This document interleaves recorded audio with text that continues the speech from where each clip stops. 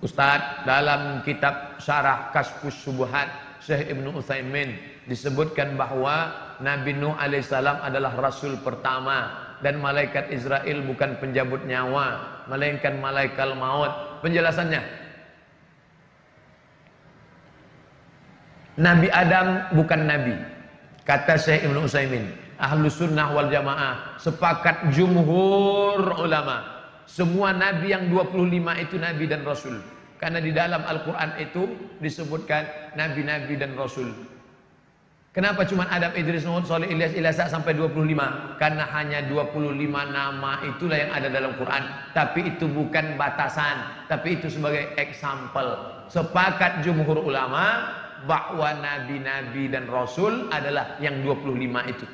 Jadi kalau ada yang mengatakan Adam bukan nabi, maka dia sudah keluar dari jumhur. Dan memang mereka biasanya menyalahi jumhur, keluar daripada jumhur. Jumhur ulama, Adam, Idris, Nuh, Saleh, Ilyas, Ilyasa, Zakaria, Musa, Yahya, Isa, Daud, Sulaiman, Ayub, Musa sampai Muhammad SAW sepakat nabi dan rasul. Mereka boleh jadi menerima untuk dirinya disampaikan kepada umatnya, atau dia melanjutkan nabi yang sebelumnya.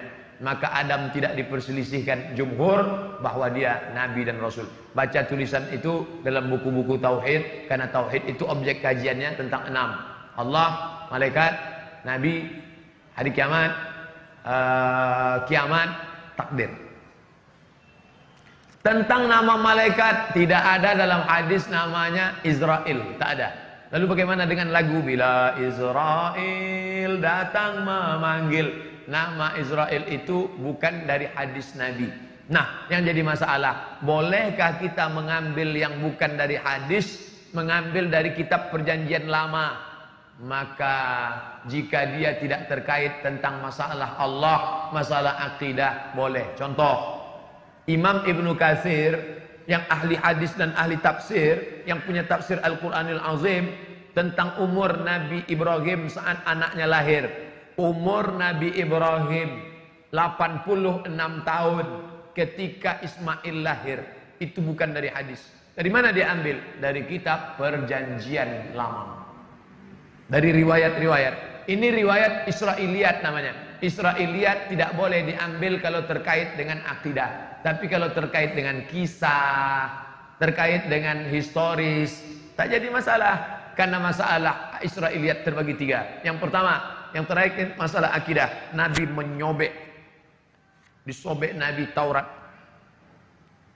yang dibawa oleh Umar. Umar bawa Taurat, kata Umar dan Nabi, Umar sini, itu apa? Taurat ya Rasulullah. Nabi sobek. Kenapa Nabi marah? Karena terpengaruh masalah tauhid, Nabi tak suka.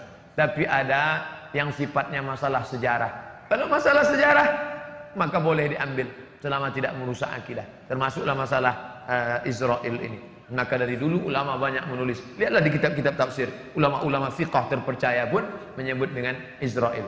Nah, jadi bagi yang tidak mau, persimpangannya adalah kami tidak mau pakai riwayat Israiliyat.